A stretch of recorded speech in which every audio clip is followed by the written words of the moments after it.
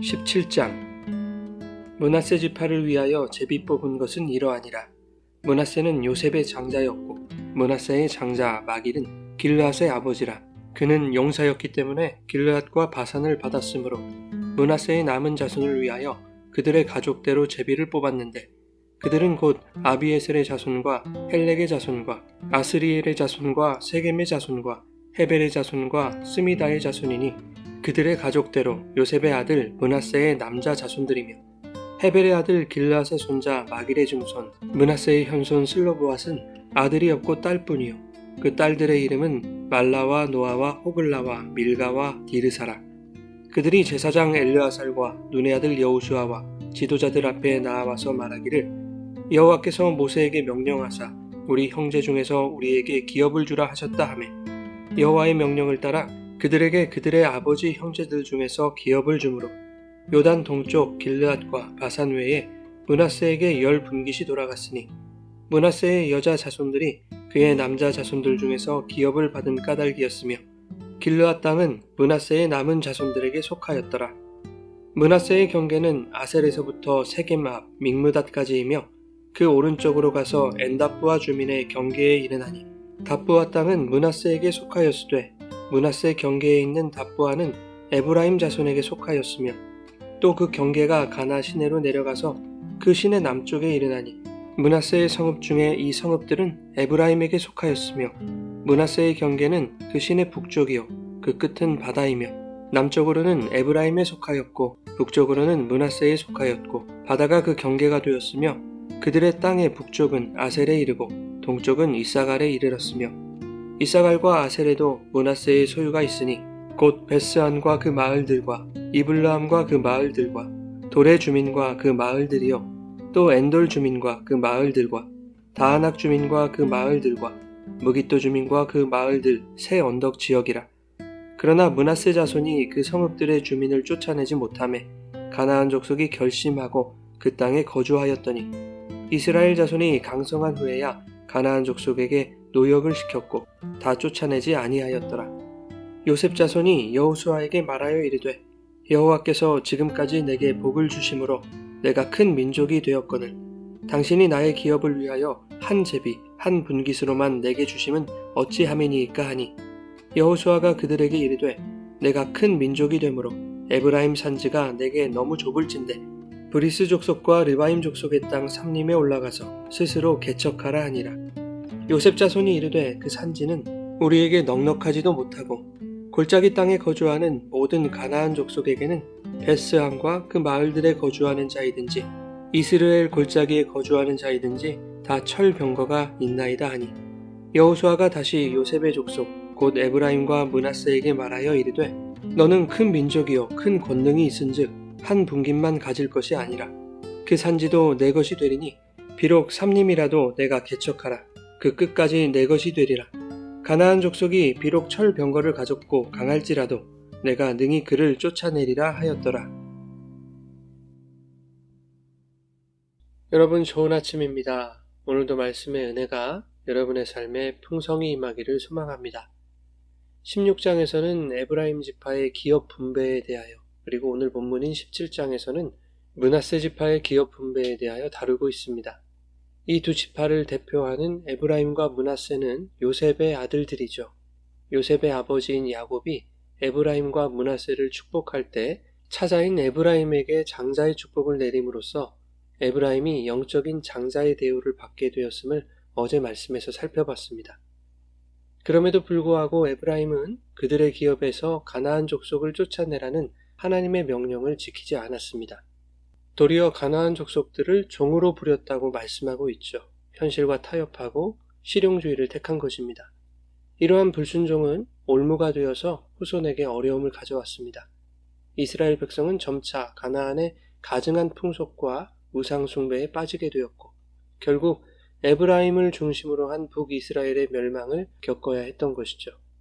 이것은 이스라엘의 다른 지파도 마찬가지였습니다. 특히 본문 12절과 13절에 므낫세 자손 또한 그들의 기업에서 가나안 족속을 쫓아내지 못했다고 말하고 있죠. 그리하여 가나안 족속이 결심하고 그 땅에 거주하였으며, 이스라엘 자손이 강성한 후에야 가나안 족속에게 노역을 시켰다고 말하고 있습니다. 끝까지 자기 기업 안에 있는 가나안 족속을 쫓아내지 않고 자신들의 유익을 위한 도구로 남겨두었다는 것입니다. 15장에서 갈렙의 유다 지파도, 16장과 17장의 에브라임과 므낫세 지파도 하나님이 주신 기업에서 각 족속들을 쫓아내라는 명령에 순종하지 않았습니다. 이것은 오늘날의 교회 또한 그와 다르지 않음을 보여주는 것이죠.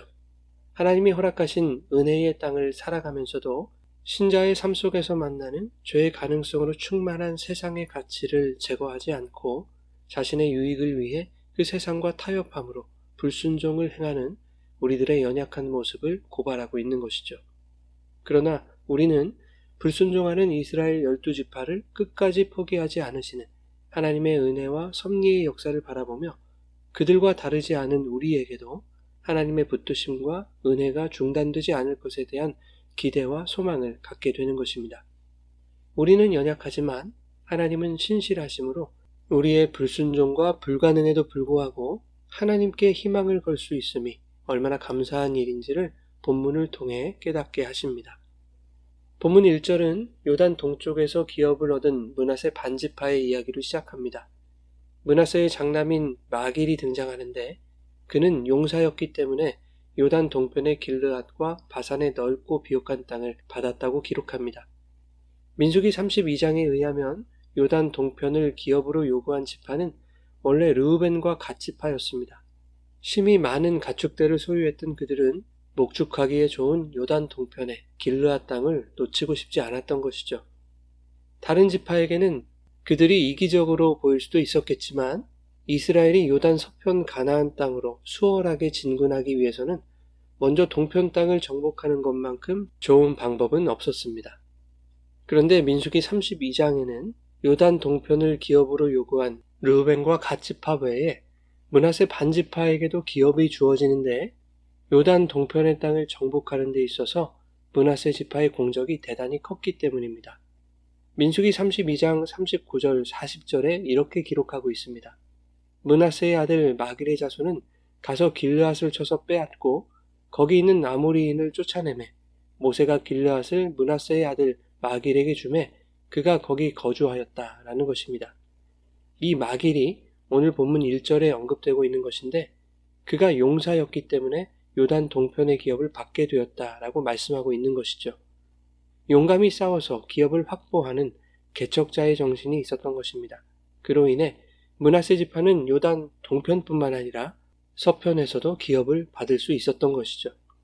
한편 3절 이하에는 슬로보앗의 딸들에게 기업을 주는 이야기가 나오는데 슬로보앗은 마길의 증손 므낫세의 현손으로 아들이 없이 5딸을 두고 죽었던 사람이죠. 고대 사회에서는 기업이 아들에게만 주어졌는데 민수기 27장에 슬로보앗의 딸들은 모세에게 정당한 기업을 요구하였고 하나님도 그들의 요구가 정당함을 말씀하시죠. 그리고 죽은 아버지의 권리가 그 딸들에게 주어질 것을 약속해 주셨습니다. 슬로보앗의 딸들은 하나님의 약속에 대한 믿음을 잃지 않았습니다. 하나님이 약속하신 대로 행하실 것을 기대하며 땅을 분배받는 시기에 자신들의 권리를 주장한 것입니다. 먼저는 하나님에 대한 믿음이 필요했고 둘째는 인간적인 용기가 필요했습니다. 그들의 조상인 마길처럼 용사적인 기질과 개척자의 정신이 없었다면 고대 사회에서 여성의 권리를 주장하기란 쉽지 않았을 것입니다. 그런가 하면 슬로보앗의 딸들의 집에는 전쟁에서 공을 세울 수 있는 남자가 없었습니다. 그럼에도 불구하고 하나님은 전쟁에 기여하지 못한 힘없는 자들에게도 동일하게 기업을 허락해 주셨습니다. 기업은 내가 싸운 만큼 얻는 것이 아니라 하나님을 신뢰하는 믿음으로 주어지는 것임을 보여주고 있는 것이죠. 14절부터는 요셉 자손이 여호수아에게 땅을 더 요구하는 장면입니다. 14절에 보면 에브라임과 므낫세 지파는 마치 자신들에게 한 분깃만 주어진 것처럼 자신들의 지분이 적다고 불평하고 있습니다. 그러나 사실 에브라임과 므낫세, 즉 요셉 자손에게는 세 분깃이 주어지지 않았습니까? 므낫세 지파에게는 요단 동쪽과 서쪽에 각각 기업이 주어졌고 에브라임도 가나안 중심부의 비옥한 땅을 받았습니다. 요단 서쪽에서 받은 기업만 보더라도 유다 지파를 제외하면 다른 기업보다 크고 비옥한 땅을 받은 것입니다. 요셉 자손의 요단 서편의 인구는 채 6만이 되지 않은 것에 비해 유다 지파는 7만 6,500명, 단 지파는 6만 4,400명, 이사갈은 6만 4,300명, 수불론은 6만 500명이었습니다. 요셉 자손은 인구 대비 넓은 땅을 받은 것입니다. 그런가 하면 요셉 자손이 여호수아에게 땅을 더 요구하고 있는 데에는 또 다른 요소가 작용하고 있습니다. 여호수아가 요셉 자손인 에브라임 지파였기 때문에 같은 요셉 자손으로서 특혜를 구하고 있는 것이죠. 그러나 여호수아는 요셉 자손에게 브리스 족속과 르바임 족속의 땅 삼림에 올라가서 스스로 개척하라고 말합니다. 그러자 요셉 자손은 16절에 이렇게 말하죠. 그 산지는 우리에게 넉넉하지도 못하고 베스 안에 거주하는 사람이든지 이스라엘 골짜기에 거주하는 자이든지 그 땅에 거주하는 모든 가나안 족속에게는 철병거가 있다라고 말하고 있습니다. 그러니 싸워서 개척하는 것은 두렵고 싫다는 것이죠. 땅은 가지고 싶은데 싸우기는 싫은 것입니다. 여호수아 당신이 우리와 같은 요셉의 자손이니 같은 후손끼리 편히 좀 봐달라는 것이죠. 이것은 마치 오늘날 타락한 교회의 민낯을 보는 것과 같습니다. 세상과 맞서 싸워 하나님의 나라를 지키고 확장해가는 성도의 본분은 잊은 채 예수의 이름으로 내가 원하는 것만을 요구하는 교회의 불의하고 이기적인 모습을 고발하고 있는 것입니다. 여호수아가 스스로 개척하라고 한 땅은 매우 비옥한 땅이었습니다. 16절에는 이스르엘이라는 지명이 나오고 있는데 하나님이 씨를 뿌리시는 땅이라는 뜻입니다. 북이스라엘의 악한 왕이었던 아합이 탐을 내어서 결국 빼앗았던 나봇의 포도원이 있던 땅입니다. 그렇게 좋은 땅이었기에 그곳을 차지하기 위한 전쟁이 빈번했던 곳이죠. 요시야 왕이 애굽 왕 바로느고와 싸워 전사한 무깃도가 바로 그 땅이기도 합니다. 여러분, 좋은 땅은 전쟁이 있는 땅입니다. 그 땅을 차지하기 위해서는 전쟁은 필수적인 것이죠. 철병거가 무섭다고 전쟁을 피하면 어떻게 좋은 땅을 차지할 수 있겠습니까?